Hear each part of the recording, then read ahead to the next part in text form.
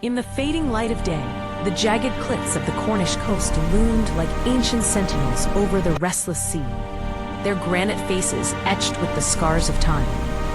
Dr. Eris Thorne stood at the edge of the causeway, a narrow, treacherous path that connected the desolate island of St. Ignatius to the mainland, now swallowed by the rising tide. The air was salt-kissed and thick with the scent of decay, a fitting prelude to the historian's haunting task, cataloging the remnants of a once sacred space long abandoned by faith. St. Ignatius Monastery, with its crumbling walls and cloistered gardens, had become a ghost of its former self, its silence a heavy blanket that stifled even the whispers of the sea.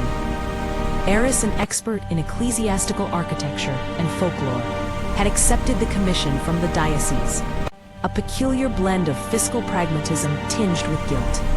With him was Ben, a skeptical graduate student whose laughter often cut through the air like a knife, dismissing the supernatural as mere myth. As they entered the refectory, their modern camping gear, a harsh contrast to the ancient stone, seemed to mock the solemnity of the place. The first thing that struck them was the silence, not the soothing kind that invites contemplation, but a thick, oppressive quiet that stifled sound, wrapping around them like a suffocating shroud. Their footsteps echoed dully on the flagstones, a reminder that they were intruders in a hallowed space where echoes of devotion had once thrived.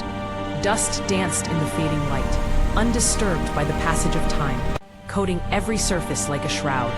The air felt stagnant, the ecosystem of decay frozen in a moment of despair, a tableau of abandonment that whispered secrets of the past.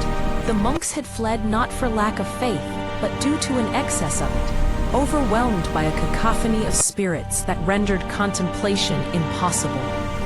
Their departure left a haunting emptiness, a silence palpable enough to touch. In the dim light of the scriptorium, Eris pored over crumbling manuscripts, each one a fragile testament to the prayers and thoughts of the monks. Beautiful Latin script, slowly twisted into frantic scrawls. The echoes of desperation, scratching the pages. His fingers trembled as he traced the words of the last prior. Deus absconditus est. God is hidden. Was it melodrama, as Ben suggested, or something more sinister? As night fell, the silence morphed into something tangible, an entity that pressed against Eris's chest, robbing him of breath and sound. While Ben lay oblivious in his cot, Eris felt the weight of the dark, as if the very essence of the monastery was alive, observing, waiting. The command he heard in the silence, still, was not a plea, but an assertion that took root in his mind, a riddle that unsettled his very core. The following day, they ventured into the cellars, where the chill deepened with every step.